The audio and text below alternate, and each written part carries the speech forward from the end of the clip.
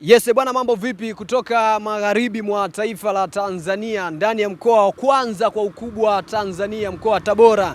Jina langu ni Julius. Hapa Wanyamwezi wanasema mzigo mzito mpe Mnyamwezi. Vile wakaenda mbali sana wahenga, wakasema mchagua jembe si mkulima, lakini mimi nakwambia mchagua kazi si muhitaji. Kama hujawahi kushangaa, basi njoo washangae, lakini uelewe kuhusiana na hichi kitu ambacho vijana wa mkoa wa Tabora baada ya kumaliza elimu yao ya juu, wengine elimu ya ngazi za sekondari pamoja na shule ya msingi, wameacha haya mambo ya kusema kwamba sisi tunahitaji ajira, tumeamua kujiajiri wenyewe ili kujiingizia kipato.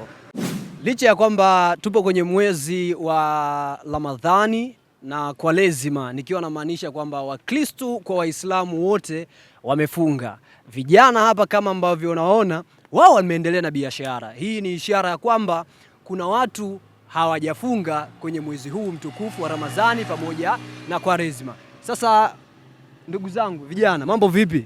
Poa. Safi? Safi kabisa. Sasa mimi bwana, kama mjafunga niko hapa kuwapatia ofa. Chukueni muhindi hapo mkatiane, na nyinyi chukueni muhindi mkatiane, mimi nitalipia. Alafu tufanye mazungumzo machache hapa. Safi, chukua maokoto, alafu tuzungumze ndugu zangu. Bwana, mambo vipi kwanza? Ilikuwaje mkafikiria kufungua biashara ya kuchoma mahindi? Kwa upande wetu sisi ni kwamba mimi nilipofika hapa Tabora niliweza kumaliza masuala mazima ya masomo, lakini nilipomaliza bahati mbaya ama bahati nzuri sikuweza kupata ajira, kwa maana moja kwa moja nikaamua kwamba naweza kujikita na shughuli ndogo ili niweze kujipatia riziki, kwa maana niko tokea ni mbali, na sisi nikasema kwa sasa niweze kurudi nyumbani, kwa maana hata kama nikurudi nyumbani na vyeti vyangu sitakuwa na kitu chochote kufanya. Nikaamua niweze kushirikiana na vijana wenzangu tuweze kufungua japo kitu hapa ili tutengeneze kidogo pesa za kujipatia mahitaji madogo. Kwa ni hivyo tu brother. Sasa umemaliza chuo, hukuwaza kwamba labda upate ajira kwenye taasisi fulani kubwa nzuri uweze kufanya kazi mpaka ukaopti kuja kuanza kufanya biashara ya kuchoma mahindi? Kwa sasa niseme bro, ajira ni ngumu kupatikana, kwa maana ukiangalia mtaani watu wengi ama vijana wengi sana ambao kwa mtaani, na wengi wao wamemaliza masomo zaidi yangu mimi, na maana hao wana master, kwa maana walivyomaliza masomo wao au kuweza kupata ajira. Kwa maana mimi nikaona isiwe shida sana kusema nijikite niendelee kukaa mtaani kusikilizia ajira, kwa maana nitakuwa nachelewa. Kwa hiyo nikaamua ni shirikiane na vijana wenzangu hapa, kama unavyotuona tuweze kufungua hiki kisehemu kwa ajili ya kupata riziki ndogo kwa ajili ya mahitaji yetu. Kwa hiyo hapa ni timu nzima hiyo, watu wanne ndio mnategemea hapa kwa ajili ya nyinyi kuingiza kipato, si ndio? Ni hapo, lakini pia tumepanga plani hapa na vijana wenzetu, maana tumeanza kufungua toka siku ya juzi. Kwa maana tumepanga plani, kwa maana tulienda kuangalia maeneo mengine hapo juu na huku chini, kwa maana tunataka tuongeze sehemu, ina maana kila mmoja wetu basi awe anasimama katika eneo lake ili kuweza kuingiza riziki, na tukirudi jioni basi tu tunaangalia nini tumekipata ili tuweze kuendeleza maisha yetu ya kawaida. Okay, sawa bwana, nimekuelewa vizuri sana. Hivi unafikiri kwa nini vijana wengine wanawaza moja kwa moja kuajiliwa baada ya kumaliza masomo? Kwanza kwa majina naitwa Muhidini.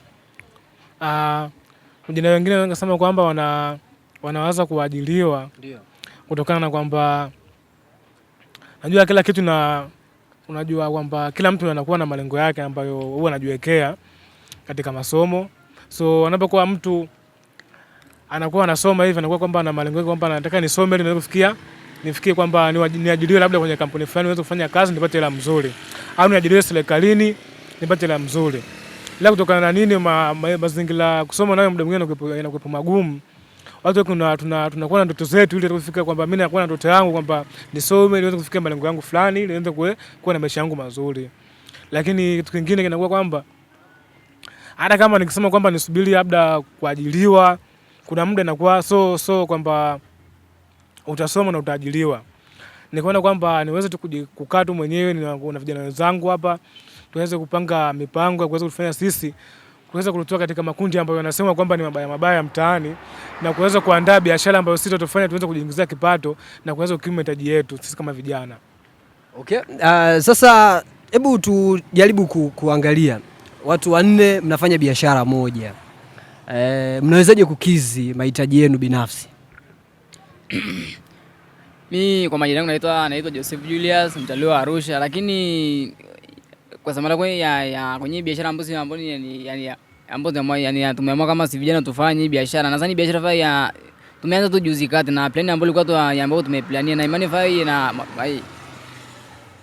maana nasema siku zote hivi mwanzo ni mgumu. Unapoanza kitu usitegemee fai tumeanza leo biashara kesho fai yani imeshakuwa kubwa zaidi. Ila kama si kitu ambacho tumeplania tumesema siku zote fai yani kama mwanzo ni mgumu fai tukiendelea kwa kufanya mdogo mdogo fai tuendelea nini itakuwa bali yani biashara yetu fanyaje itakuwa ipo mbali zaidi. Okay. Sawa, mimi nimewaelewa vizuri. Sasa hebu tuongee na kijana ambaye amemaliza chuo. Yeye amemaliza masomo, swala kujitafutia ajira kama hivi mlivyofanya nyinyi, yeye kwake hakuna, anatamani apate nafasi nzuri kwenye organization kubwa ili aweze kuajiliwa. Wewe unamwambiaje ndugu yangu? Wewe umemaliza degree kabisa. Asiangalie kusubiri, asikae kusubiri kuajiliwa. Kwa maana ajira inaweza niseme ina muda. Umeona? Na ukiangalia sana kwamba ukisubiri kuajiliwa kwamba utasitisha mambo yako mengi, umeona? Kwa maana kama mimi nilishasoma yani niliplan kwamba nisome mpaka inapofikia ilipoandikwa elimu basi, umeona, afu nipate ajira. Lakini dakika za mwisho kwamba nimemaliza, nashukuru Mungu, lakini sasa hadi sasa hivi sijaona mafanikio yote katika elimu yangu.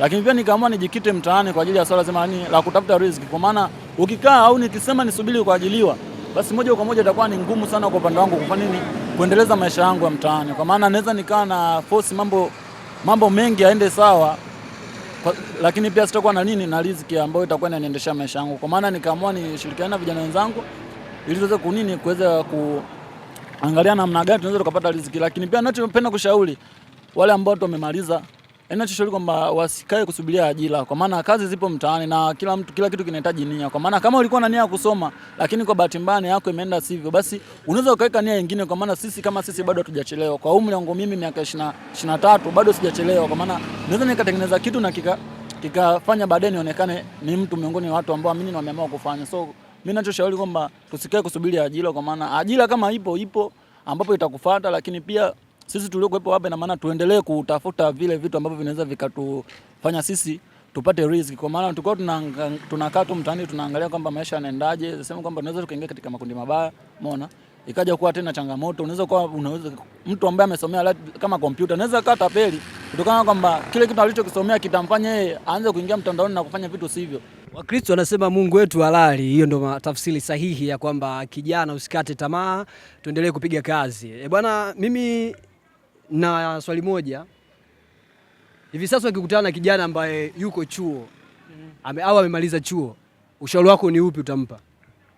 Kwangu mimi, kwa mtu ambaye sasa hivi yupo chuo, nikutana naye, kitu ambacho mimi nitamuelekeza ni kwamba ni bora tu aje mtaani kuweza kujipambania maisha yake ili kuandaa kesho yake ambayo itakuwa nzuri zaidi, kuliko kuwa anakaa chuo muda mrefu afu matokeo yake anasoma chuo sasa mlipia ada, utegemea kwa mtoto wao atakuwa anafanyaje? Atakuwa akishamaliza chuo anapata ajira, lakini akishamaliza kusoma, akishamaliza tayari chuo na degree yake, inakuwa kwamba akirudi mtaani anakuwa ni kwamba yeye ametoka chuo lakini mimi nipo mtaani.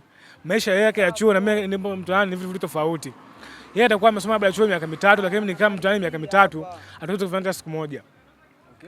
Yeah. Kwa hiyo kitu ambacho mimi nitamshauri ambaye nikutana naye kwa saizi kama mwanachuo nikutana naye, kitu nitamshauri ni kwamba tu asiendelee kupoteza muda, kwa sababu muda msubiri mtu.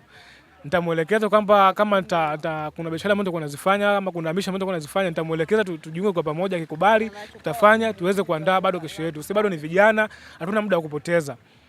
Haya bwana, shukrani sana. Na kuna dhana imejengeka vichwani mwa watu kwamba biashara ya kuchoma mahindi ni ya kina mama.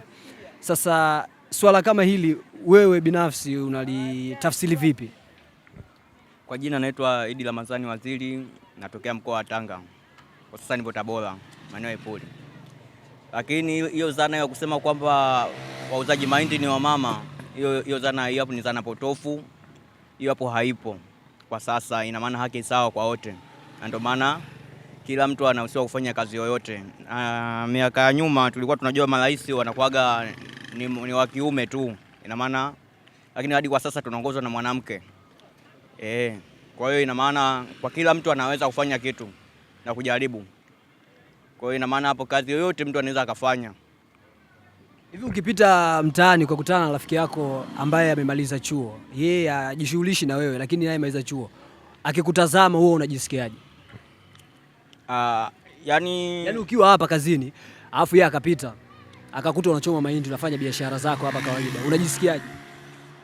Mimi sijihisi tofauti kwamba yeye mwenzangu yeye ana elimu kubwa, afu mimi hapa mimi ndo kama hivi ni rafiki yangu amefika chuo na mimi nikuta hapa. Wote tunatafuta riziki tu basi, na maana yeye anaenda huko anapambania, na pia kwamba kusoma sio kwamba ndio kupata ajira, ila kusoma ni kupata upeo wa maisha, jinsi ya kuchanganua. Na ndio maana kila mtu anaamini kwamba akisoma anapata ajira, lakini hilo kitu hamna. Usome ili uweze kujitambua na pia uweze kufanya kitu ambacho yenye ufasaha ya kuingizia maslahi wewe mwenyewe binafsi. Unaweza kujiajiri wewe mwenyewe, sio hadi uajiriwe. Haya bwana, asante sana kutoka maeneo ya Majengo hapa Ipuli mkoani Tabora. Niwashukuru sana wanangu. Mimi sina baya na nyinyi, nimepata madini. Nafikiri hata yule ambaye alikuwa anatusikiliza hapa pia naye kapata madini ya kutosha sana. Peace.